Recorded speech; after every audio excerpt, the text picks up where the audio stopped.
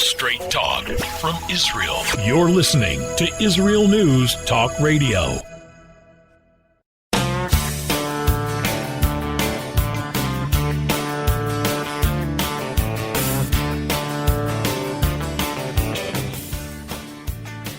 Welcome to Returning Home. I'm your host, Natalie Sapinski, and I'm speaking to you from my home in Susia in the southern Hebron Hills. Today is Thursday, the 1st of October, and tomorrow begins the exciting Chag, the holiday of Sukkoth, one of my favorites. And I'm not alone in that. It is amazing. We all build a sukkah, a little hut, outside our homes. And it's very exciting because, one, we get an extra room. And two, it's really a nice time to be together with your family. It's 7 days, maybe 8 days, 7 days, 8 nights. The weather's now starting to turn actually kind of like autumn. And, we live in that sukkah. We have our meals in that sukkah. We sleep in the sukkah, and we don't even have beds. We have an old couch. We have a wooden bench. We line some chairs up and make that a place where someone can sleep. And we have a really good time. We even barbecue outside. So we're always outside in that sukkah. And the whole country is doing this. Apartments actually sell their apartments. If you look at any real estate magazine, a feature is the balcony can be used as a sukkah. And it's actually worded that way. So people look for the real estate with the sukkah in mind. Even though it is only 1 week a year, it is a mitzvah to eat in the sukkah. And in Israel, that is our life. Our lives revolve around these holidays and around doing mitzvot. And it's very, unbelievable to me that this is how we lived in the desert when we were leaving Mitzrayim and coming to Israel. And we're in Israel now, and we're just reliving it, redoing it, reminding ourselves how lucky we are that we have a country today, a free and, Jewish country. It's amazing. It's amazing. It's an amazing time of year. So if any of you ever make a plan to come to Israel, this is the best time to come. It really is, these Chagim, and especially this one. It's been a very busy week, and I'm not going to get all this in, but some of you may know and may have heard that Rebbetzin Miriam Levinger, Zichronah Livracha, of blessed memory, passed away this week at the age of 83. I knew her personally. Her daughter lives here in Susia, is a very good friend. And we'll have to talk about that later. We're at the end of time, but it was a very big loss for the Jewish people. We'll be back after these messages. Stay tuned.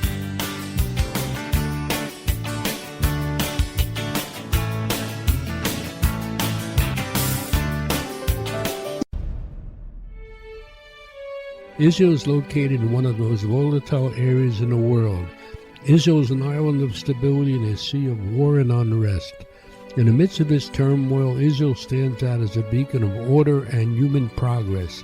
Each week we update you on what's happening in this, the Jewish state, a true light unto the nations. This is Jay Shapiro. Join me every Thursday on Israel News Talk Radio.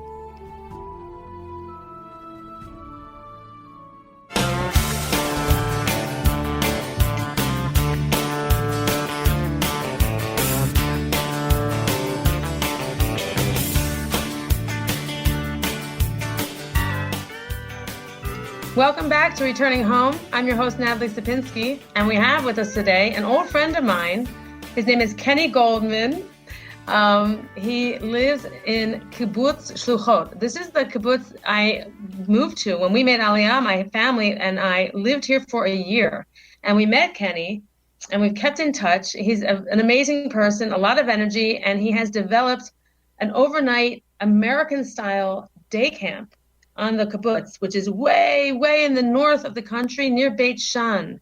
Hot, very hot there. But he's really built this up with a co-director, and they've made it a big success. And a lot of American teenagers come to Israel, and they come to this camp. Kenny, welcome to the show. Thank you, Natalie. Happy to be here. This is so exciting. I want to ask you a couple questions before we jump into the camp information, because that's very, very exciting, especially for our audience, which is all about Aliyah. But can you tell me at least when you moved to Israel? I know you're from New York originally. How long have you been here? What year was your Aliyah? I made Aliyah with my wife in 1985. We had both graduated Pratt with our master's degrees, and we came right to Sukkoth as part of a Garin Aliyah from Bnei Akiva. That's 36 years ago. All right. Now, when you say Garin Aliyah, what does that mean? Back in the day, I was a member of Bnei Akiva, and throughout my high school years, and then post-high school, I did a gap year. In those days, it was called Hachshara on Kibbutz Yavne. And then when I came back with my peers, we formed a small group of friends and an Aliyah group through the Bnei Akiva movement. And we made Aliyah individually, but as part of a group. So we were about 5 or 6 couples that settled on Kibbutz Sukkoth here in Emek Beit Shan, as you remarked. Uh-huh. So that's very nice. That's a very nice way to move here. You're with friends. You have support, right? It's an amazing way. And to this day, most of us are here. The rest of some people have left, but they're still in Israel. And it's been a very supportive and great way to make Aliyah. Yeah, very smart. Okay, so you've been there ever since. You're on this kibbutz, and you graduated, you said, from Pratt. Pratt is some kind of art institute? What is that? It's an art and design school, yes. Okay, it's pretty well known. I guess it's in New York. Yeah. I really don't know. It's a very good school. I did my master's in industrial design there. Okay, so you moved to Israel, and you're an artist, and you moved to a kibbutz. And tell us how that worked out for you, professional-wise. Okay, so we're going back 36 years ago, so you've got to remember that there is no internet. The kibbutz had 3 telephones, public phones, that is. There were no cell phones. There's, as I mentioned, there was no Wi-Fi. I keep thinking that. It was hard to imagine. And I came to kibbutz. I knew that eventually I would find a way to express myself as an artist, as a designer, but my main goal was to be a provider, for the country and to work to feed the country. And I found myself in a great opportunity to work in the fish ponds. I worked there for 13 years full time. Eventually, I worked in the fish ponds. Let's just slow down there. You're talking fish ponds. Okay, now I know what a fish pond is, and you know what a fish pond is. And we both know what a kibbutz is, but our listeners don't. So just tell me what you mean when you say you worked at the fish ponds. Okay, so this is not like a little wishing pond in front of your house. These, we have over 1,000 dunam. I don't know how to translate that into acres, but it's a lot of ponds where we do aquaculture. We breed tilapia that you may know from the States. They're called amnonim in Israel, carp, etc., all different kinds of fish, and we breed them and grow them for the local market. And 90% of all the fish that's raised in Israel is raised right here in our valley. Oh, does that make it clear? And it's beautiful. I must add that it's the most beautiful place to work. And I worked there for 30. Sorry, is it called like a fishery? Do you even know how you would translate that? Aquaculture, commercial fish farming. All right, commercial fish farming. All right. So you did that for a long time. Interesting. And I continue to do it every Shabbat. I go out there before Tefillah. We're an Orthodox kibbutz, so I go out there just to make sure that the guards are there, they haven't fallen asleep, and that everything is supposed to be as it is. And that's how I do every Shabbat morning. How I start my Shabbat morning to this day. So I'm still connected very much. Yeah, it's beautiful. It's a beautiful lifestyle, the kibbutz, and we'll have to get into that another time because I want to focus on the Aliyah part of the show. Okay. So go on. What happened? I was in the fish ponds. I was using every spare moment I had. The fish pond aquaculture life is a different kind of life. We start at 2 a.m. We end very late in the day. But during my breaks and stuff, and I must add that my wife and I had 4 children, in the first years that we made Aliyah. So when we weren't taking care of the kids and working, I was trying to continue to make as much art and design work as I could, trying to increase my portfolio, trying to use my design skills for whatever I was doing on the kibbutz, and also learning new art skills like welding, etc. And after about 15 years in the fish pond, 13, 14 years, I was approached together with 2 other members of our kibbutz to open an art department in our local high school, which I did. And that really brought me back into the art world in a larger way. I now had a studio space. I had some more equipment, and I sped up my time there and, teaching and making art and, trying to get the kids to really appreciate, what I had learned in my, life back in school and, get the kids into their bagriot. And, things started to take off. The world started to reach our little kibbutz corner of the world, and we started having internet, and I was able to reach out for competitions and to put a portfolio online and to create a website. And things started to take off. And I guess if we want to talk just about the art part, the big turning point for me was at, I guess it's like 15 years ago, when I was able to market a series of dolls that I had designed and created called Kabbalah dolls to what was then a very big toy store called FAO Schwartz. And I don't know if you guys remember that in New York, but it was, the toy store. Famous. It's in big, of course. All right. So that was a really cool thing. I went there and, I pitched my dolls, and they were just at the right time. They took off. It got me great publicity, a little bit of money for the kibbutz.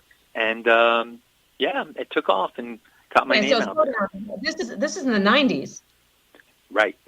Okay. So let's get to the camp. We're very short on time now. We're down to 4 minutes. Tell me how you developed this day camp or this overnight camp. Okay.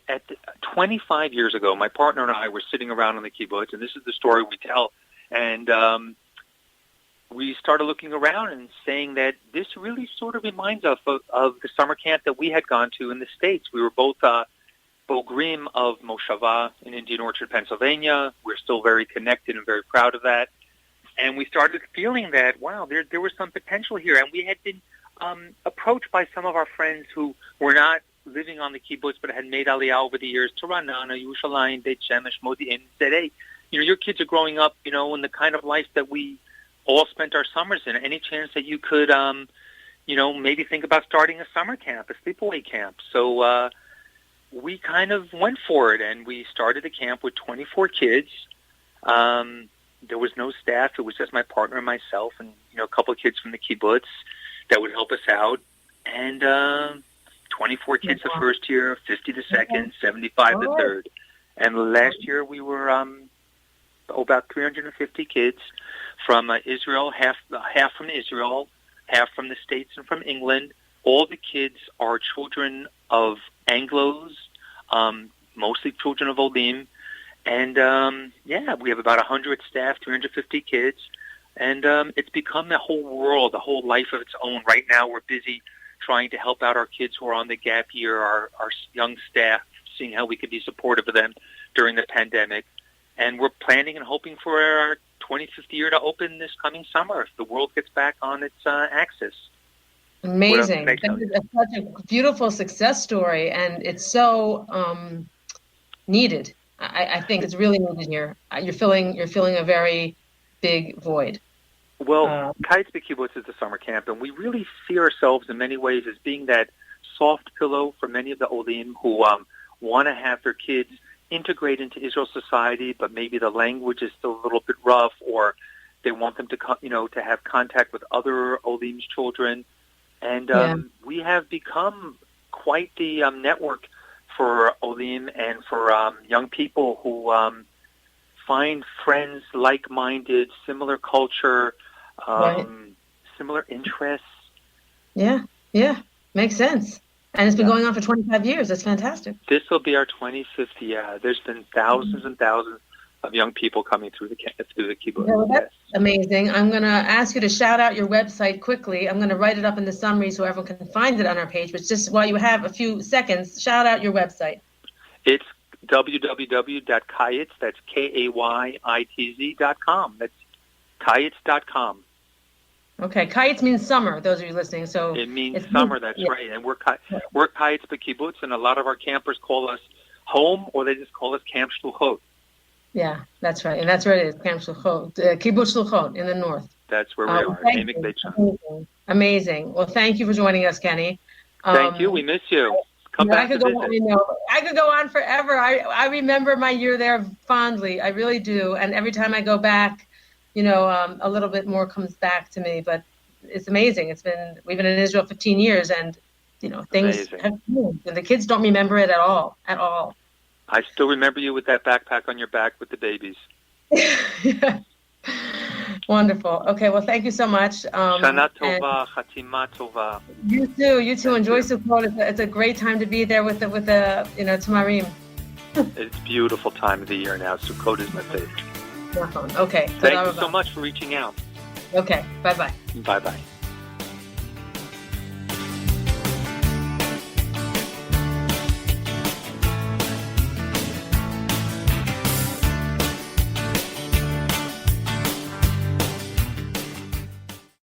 The Tamar Yona Show. Tamar? She's sassy. She's smart. She's funny. But she's also a real Jewish mother. Hi, everybody. I'm Tamar Yona. And yes, I can be all of those things. But at Israel News Talk Radio, I'm here to bring you the news stories and guests that you may not hear anywhere else. Join me live on air Sundays, Mondays, and Tuesdays for the most unique and bold talk radio in Israel. The Tamar Yona Show. Psalm 23, the Lord is my shepherd, I shall not want. Did you know this psalm and many others were composed by a Jewish shepherd and musician who later became a king? Would you like to know some of the inner meanings of psalms to help you connect with God and strengthen your soul? An exciting and easy-to-read book is now available which will help you do just that. Software for the Soul, Psalms for Everyone, available on Kindle, Audible, and Amazon.com. Software for the Soul. Modesty at the beach? It isn't just about body image. It's about feeling good. Modest swimsuits, so we don't get burned by the sun. So we won't get ogled by strangers. So we'll feel free to express ourselves without the need to expose ourselves. Let Marcy Modest help you to cover up what you want, how you want. Made in Israel. Visit marcymodest.com. That's MARSEA modest.com. And get a 10% discount on your first purchase.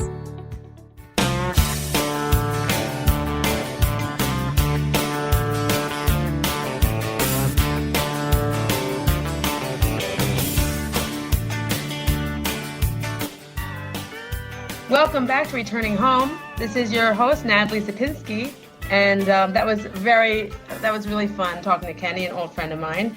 We're here now with a new friend. His name is Mark Rosenberg, who is Vice President of Diaspora Partnerships at Nefesh B'Nefesh. Mark, thank you for joining us. Thank you, Natalie. Wonderful. I understand that it was predicted that a lot of Olim from North America were going to be coming in here this year like a wave. As soon as this Corona thing came out in March, everybody got excited and everybody got ready. And then yesterday I read that 2,500 came in August, and that is disappointingly low. Well, it depends on your expectations. What is disappointing or not? I think it's important to understand if you thought the wave was going to come immediately, then it's definitely what to be disappointed about. I think statistically, the summer from North America is about 65% of what a normal summer would look like, so that is on a level disappointing.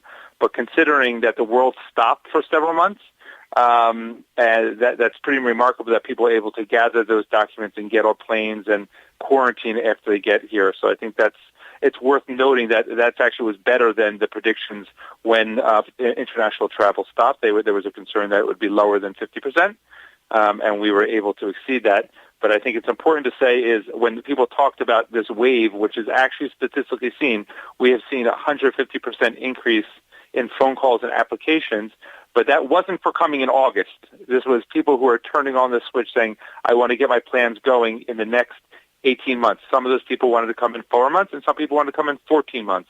So we are working very hard to see if there's going to be momentum to what has started already in June, July, and August. All right. So let me just back up, and I should have started with this, but what exactly is your role at Nefesh B'Nefesh? Okay. I have been with the organization now for about 11 years. It's really a big pleasure and honor, especially I myself did not make Aliyah with the assistance of an organization. I came by myself and had to navigate this experience of coming to Israel and setting up your bank account and going to all the government offices by myself. So it's a newfound appreciation to how much easier it is, but also the ability to assist other people on their integration. My current role, after a good 5 or 6 years as the head of all of our North American operations to help people through the system, is I mainly do a lot of friend-raising with partner organizations throughout the diaspora, but mainly North America, to make sure that they're connected to the resources and opportunities related to Aliyah. That means meeting with community leaders. It means when members of a community say we want to come together as a community, we want to sort of come and move to a new community in Israel. So I work in partnership to make sure that they are going to have the easiest possible integration in Israel, and therefore it's really a pre-post work. It's working with people before they come and afterwards, or after they come, helping people who want to come in the future. Okay. So group Aliyah is something that people still do. Is that what it is? It's a little bit of a misnomer when there's the famous Gareen Aliyah, where there might be. I'll pick on one place. There was a very famous Gareen Aliyah from Baltimore that was started, and a few people started, and they said in the next 2 or 3 years, and indeed, like 5 to I think 7 of the families involved came in Aliyah over those 2 or 3 years. So that's common to see that. But what's different is that people have a misnomer that people come and the same group of people will move to the same place together. It's more uncommon that there might be a group from one town, but they might spread out to a few different cities, or there might be lots of people in different cities across North America that will connect online, and they will come to move to one city. And that's what's the work we try to bring together, is that they'll feel more connected as they're going through this process together. Even though they weren't neighbors in North America, they're likely to be neighbors once they get to Rehovot or Beersheba or Modi'in. And that's only possible today because of the internet. We were just talking to Kenny Goldman, who lives in Sukkoth, and he made Aliyah with a Gareen, and they all moved to the kibbutz, and they're all still there. Great. I think that, my wife's family moved to Israel in the 1980s, and there are many differences to making Aliyah in the 80s. The fact that American products were scarce here, but the fact that people can do so much research and connectivity, not to mention social networking beforehand, allows people to do it. But I think that sometimes it happened, people were able to connect in North America. I just think that there's so much of a back and forth. There's so much a strength of a relationship between people living in communities in the U.S. And Israel that they're able to really make this an easier transition. Now, I just want to use one great example. My wife's family came on Aliyah, and they moved to a Merkaz Klita, an absorption center that was organized by the Jewish Agency, and there were 42 North American families living in Mivatzeret Zion who all came on Aliyah, and they didn't know each other. Okay. So not only was it remarkable that they came, and many of those families are still connected and have integrated and are some of the you talk about some of the prime Anglo families in the greater Jerusalem area. They are amongst them, but almost zero North American families are going to Merkaz Klita now, because they are able to secure housing before they come, and they're just going to move into Modi'in. They say, I'm going to Zichron, and they're able to secure that housing, have a lawyer look at the contract, have a friend or family member who's going to actually visit the apartment, and they're bypassing that integration step. They need an adjustment period of time, and that's definitely a remarkable difference from the 80s and 90s. Sure, Nefesh B'Nefesh has played a role in that. Come on. Well, I think Nefesh B'Nefesh definitely has. I think that we've benefited from the rise of the internet at that right time, and then the new layer is social networking. But there's just really something wonderful about the volume. The more that North Americans come, and this has helped Western Olim around the world, they're able to transmit their experience to make it easier for other people. And that's why I think you see strong Anglo communities in places like Beit Shemesh and Modi'in, obviously in Jerusalem, and you see this burgeoning in Tel Aviv, in Givat Shmuel, in Gush Etzion. You see that once they paved the way and so that this is a prosperous place, I don't mean financially prosperous, but they can integrate and they can find their balance. It's giving a momentum to it. I think that's what's so interesting. If you jump to your first question about this wave of Aliyah in reflection of COVID-19, is that it wasn't, in my opinion, in my conversations with hundreds of people over the past few months who are investigating and interviewing about the possibility of living in Israel, is that the biggest change for them has been working from home. Now that they are working from home, and the biggest obstacle to Aliyah often was their careers, they realize, wait a minute, I can do my career from Israel because the internet is allowing me to do that. why shouldn't I explore moving my family or moving my lifestyle to Israel? And that's been a key indicator for people saying, you know what, I want to explore this possibility because I can be anywhere in the world. If I'm working from home, I want to make my home in Israel. Absolutely. That is, I repeat this every show, that is the biggest stumbling block, and that is the biggest thing holding people back. They're parnassa. They need to earn a living. And you're right, that stumbling block is gone. It's a reverse obstacle, and this is when I used to travel to America to do meetings, and I would go 6 times a year, and I would have meetings on campuses and with professionals in the Jewish community at the federations. It was interesting is many people had already doubled down on their profession because they have the same parnassah, they have the same financial pressures in America. Israelis, we talk about it more openly. Okay, but they've locked into their careers, and it's hard for them to readjust. Or sometimes, interesting, is to put their children on a path that's going to set them up for a great career in Israel because they rather rinse and repeat the same educational, professional advice that they got. But what this disruption has happened in COVID is suddenly that has been released a significant pressure for people who had the desire to live in Israel, but they never were motivated enough to calibrate their professional opportunities or run the numbers of the cost of living to say, if I continue my profession and I understand the tax implications, could I live a comfortable life? And that's I think a big part of the 150% increase in Aliyah interest. Uh-huh. Do you see that 150% increase continuing to rise? So it's interesting. We've been tracking it. It was up to close to 190% at one point. Okay, we really reached towards the beginning of the summer, and definitely with August and the Chagim, we're seeing it balance out to 150%. I don't know. I can't predict these things. The fact is that the second wave there's talk of the second wave of this virus continuing. I listen to siblings in the United States who say that they're told originally that they're not going to walk into their offices until January 2021, and now they're saying, maybe March or May is allowing people to re-envision this, and I think that's the big part of it. And the second factor, I think that's the second group of people that's driving this rise are people who are uncomfortable with being the door to visiting Israel is closed on them, and they thought about coming to whether it's to visit children here or split their time, and they didn't do it for either travel reasons or tax reasons. And now they're saying, you know what, I'm willing to go through with it, and I'll accept the legal responsibility of being a dual citizen now.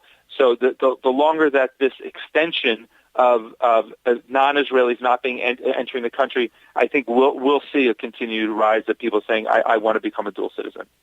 You are so funny because you're only concentrating on that, and we haven't gotten to this yet, and we're going to take a break shortly, but how about the anti-Semitism? Don't you think people are considering Aliyah now because of the politics and the atmosphere, and those people had never, ever considered it before? I don't think so. You don't think so? I don't think so. From my experience, and I've been with the organization for 11 years, and we've been through a few election cycles, is that the election cycles do not lead to significant peaks of interest, although you'll hear rhetoric of people saying, I'm going to move to Canada if so-and-so gets elected. And when so-and-so gets elected, there isn't a big immigration to Canada or to Israel. All right, we're going to be right back. Mark, I got to stop. We're going to be right back. Yep. We're going to keep going with this, okay? Stay tuned, everybody. We'll be right back with Mark Rosenberg from Nefesh B'Nefesh. Thank you.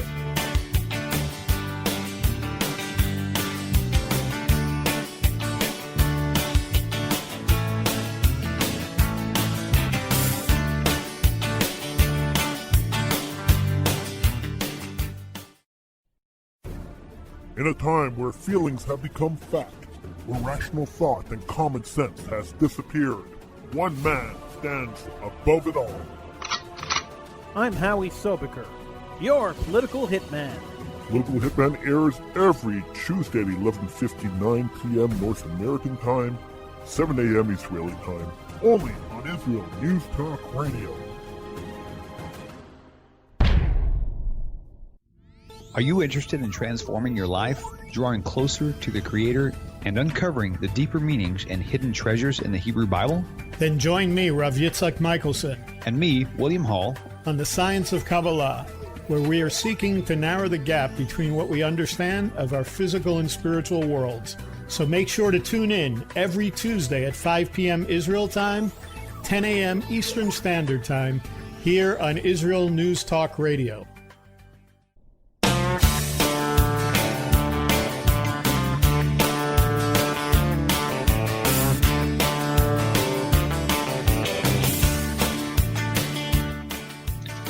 Welcome back to Returning Home. This is your host, Natalie Sapinski. We are continuing our interview and our amazing conversation with Mark Rosenberg from Nefesh B'Nefesh, Vice President of Diaspora Partnerships. And thank you for staying with us. Mark, I'm going to go on. We started talking about anti-Semitism, and I asked you, and I want to ask you here in front of our listeners, do you think fear is a motivating factor for people making Aliyah? I don't think it is. I think fear of the unknown is the biggest obstacle to people coming because they're not sure what their life is really going to be like, and that holds them back. But 99% of the people who come on Aliyah have spent time here and have lived here. Okay? They've come here for a few weeks. They've come here for a year of study, a junior year abroad, or whether it was seminary, whatever they've done.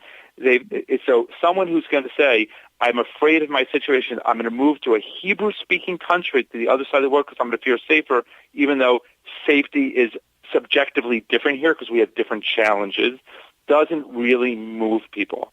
And I've had these meetings and I've met with people who say that they feel uncomfortable or they feel things are changing, and I hear that, and that doesn't change it. But I think you have to understand that there's a fundamental motivator to get someone to immigrate to another country. And I think it was Professor Ruth Wise who said is that people always immigrate think the country that they're going to go to is better for them. It's always a big push for someone is they're going to leave the country to a place that they feel is going to be a better result for them.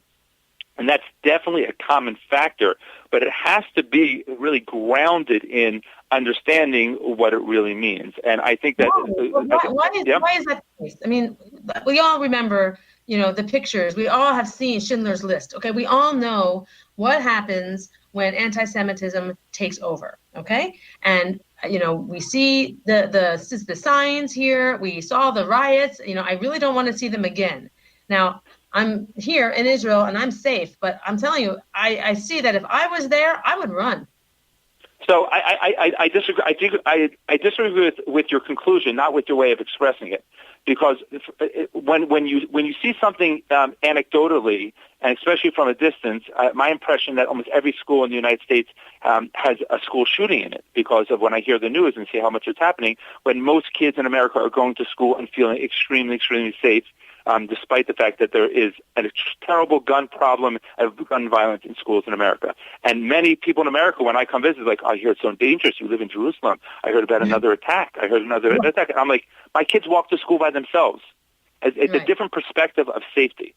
And what I see, and this is my impression about it, is that there's a difference between anti-Semitism, okay, and anti-Semites. Europe has a history of anti-Semitism. Institutions, the ground, has a history of anti-Semitism. America, okay, has a history not of there are anti-Semites. There are hateful people that are there. And the Pittsburgh incident last year was a terrible example of that hateful person who stepped forward. But most people have, okay, regular lives where they are not victims of anti-Semitism, and therefore they draw the conclusion that they're going to have to find successful ways to navigate their life about it, and that's not going to uproot their profession. And I would welcome them to Israel. It's great. And therefore, what's interesting is the founder of Nefesh B'Nefesh and our current CEO, Rabbi Yeshua Fass, said it's different from Western countries. It's called Aliyah of choice. They are choosing to come. They are motivated by the choice. They have in common is that they say they want to have a future in Israel. They are not running away from something. They don't feel that it's America's hard. They're saying, I want something better. Fear definitely, it motivates people, but as I've said other times, it often is like a doctor warning you you're going to have a heart attack. And many people will change their diet for a few weeks, but eventually the worry will go away and their habits will kick in and they will stay in their community and say, well, no, the times will change. Everything's going to be fine. You're right. They'll talk themselves out of it. We know this. We see this. We've seen it before. I find it very... it hurts me to hear you say this because you're right, and it hurts me. I gotta tell you, it's killing me because I want I want more Americans and more North Americans here. It's better here, and they don't think so. Clearly they don't, because they're voting with their feet, and that's why I mentioned in the first segment about subjectivity. When I tell you 4,000 North American Jews make Aliyah each year, is that a lot or it's a little? It's a little considering it's 0.01% of American Jews, but that's a lot of people moving. Okay, picking up their lives and coming to serve in the army, put their kids in schools or retire. It's a good amount of people, and the trend is looking that it's going to be 6,000 next year, and maybe and all the countries are looking to have, because Israel is positioned itself as a better choice for people. But the fundamental point of immigration, is that people have to see that this is something that they really want to be a part of, and I think that. As much as we have politics here, we have nasty politics here, and we have safety concerns here as well, and that's why everyone has to weigh, do a cost-benefit analysis from. But the people who are calling us up with these conversations, and our phone has been ringing off the hook, and we added staff, so please call us and please email us, and we'll set up a meeting right after Sukkoth to make these conversations happen. But it's really very personal plans for people. It's not these, Israel needs to bomb Iran. People are not talking about politics when they call up. They're saying, I need a school for my kid. They're saying, I need to understand the tax implications of being an American citizen living in Israel because I planned out my retirement. I don't want to jeopardize the comfort of my lifestyle. They're very practically moving. I'd even say this, if I want to say something controversial, I don't think people make Aliyah for ideological reasons. I think my brother in New York and my cousins in New Jersey and other places in L.A. have the same ideology about love of Israel and the Jewish people than I do. I was ready to make a practical step that they weren't. All right. And that's where we have to be ready to receive those people who want to make that practical step and help them be successful. That's right. Now, how do you, or can we, and is it our job, or can we help those people want to make that practical step? Oh, absolutely. I think that I'm a hypochondriac. I talk about this a lot. So the difference between me complaining about the big bump on my elbow and actually going to see a professional instead of asking on Google or asking my friend is you want to speak to a professional about it. So when people call up and say, "Hey, what's it like to raise your kids in Israel?" or "What's it like to be a retired person?" that is so helpful for people because it's offering the best role models for what people can do. And therefore, besides our expertise, we want to give them the answers, the documents that they need. But we want to connect people with the real life that's in Israel, and that has become a real interesting offer to people when they say, "Wow, my job is going to stay exactly the same." And I want to choose to raise my family in Israel. I want to choose to retire in Israel. Israel has become a really great alternative to people saying, "You know what? I'm moving outside of L.A. Maybe I should consider Modi'in." It's become a real great opportunity to explore, and we have to be sincere to help people calculate that because they are uprooting their lives and risking the comforts they have. I don't mean physical comforts, but the comfort and security that they know that if they stay in a certain place, they know where they're going to see the doctor. They know where they're going to be able to get the pharmacy and medication they have. And so for us to be able to offer a stable option for them is a real great way to support this decision. Okay, so that just leads us into a very obvious question. I mean, who do you see making Aliyah? It sounds to me that it makes the most sense for people to make Aliyah if they have friends or family here. Is that what you're saying? So it's true that I'd say a majority, like a good 60% of people have a relative or a friend that's like a relative that's living here. There are three real windows of opportunity that people are making Aliyah, and these are reflective in the numbers per year. The one is post-college or post-high school. We see a good about almost 400 people coming each year to draft in the Army, young men and young women, and they're coming at that window that they just finished high school and they say they want to come to Israel. And we see another good 700 that are coming to get the free college degree, whether it's a BA or MA, and they're saying that, I studied my degree, I want to launch my career in Israel. That's an excellent window of opportunity to come. We see a good amount of families that are coming, and they try to come when their oldest is somewhere in elementary school, maybe second grade, first grade, third grade. It doesn't mean you can't bring a fifth grader, but it's more common because they want to get their kids in here, and they want to also make sure they can make a move in their career-wise where they're not locked in. And the third window is the empty nesters. We used to call them just retirees, but we noticed that a good amount of people, an increasing trend of people were coming once they realized they launched their children into the world, so they don't have to worry about schools and everything like that, and they're willing to telecommute, or they're going to wind their careers down, and they want to be based in Israel where there's great health care and a great quality of life, and those are the key demographics. You don't meet so many people who are exactly 45 and coming with a kid in high school. I mean, I have a colleague who did that, but it is less common. Right. We were told, I remember hearing, come when your children are young, but I have seen successes when kids come older. Happy mommy, happy baby. You're always going to find. I like this line by Dr. Phil on TV, who says, "You're only as happy as your most unhappy child." And I tell people that's also true for Aliyah. So if you got a great high school kid who's adaptable and speaks Hebrew, then they might do well here. Just have to look at each of your children and see what are their potential obstacles in success, and that's really the essence of the work. We obviously help with the logistics of moving here, make sure you understand your rights and your benefits. But for many people, the decision of the benefits of Aliyah is really technical. Am I really going to be able to benefit from uprooting my family and planting here? People don't have to argue about the weather. The weather here is awesome. The people here are diverse. The Jewish holidays are on the street. I'm looking out of my window right now, and I just counted 12 different Sukkoth that I can count from my window to the buildings next to me. It's really great quality of life. They just have very practical concerns, and that fear of the unknown is the biggest obstacle for them. And that tension, and I think this is just one more point I wanted to add on, Natalie. They have a tension because, in one sense, they feel stuck, whether it's by family, but also maybe the professional or the community they have. But their role models for the life that they want to live are often Israelis, are people who made Aliyah, who they say the stories of these people who served in the army or the startup country or the Yishai Rebos out there. They're like, wow, that's... We got to cut you off. Thank you so much. Thank you all for joining us. Mark Rosenberg from Nefesh B'Nefesh. We will meet you all next week, same time, same place. Where can you get the inside news on Israel? At Israel News Talk Radio, we're dedicated to sharing Israel's inside story with the world by providing our listeners with news on Israeli politics, current affairs, and Israeli Jewish culture. The Israel News Talk Radio homepage also provides you, the listener, with useful information at your fingertips, with scrolling news headlines, weather, currency exchange, Shabbat candlelighting times, and so much more. Our radio programming is always accessible and on demand. We operate absolutely free of charge for everyone, everywhere. If you love what we do, partner with us now by becoming an Israel News Talk Radio supporter. With your support, you'll be inscribed on our Israel News Talk Radio Wall of Fame.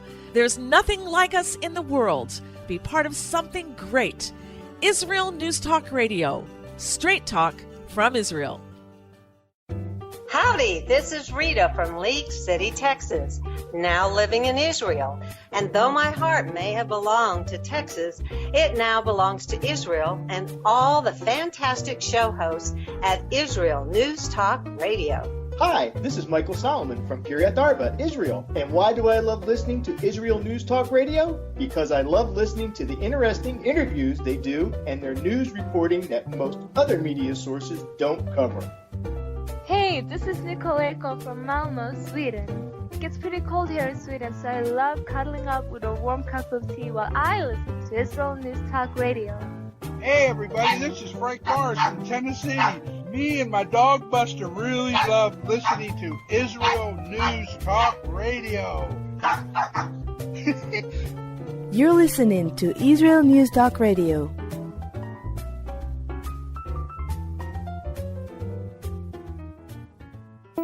News, opinion, and more. You're listening to Israel News Talk Radio.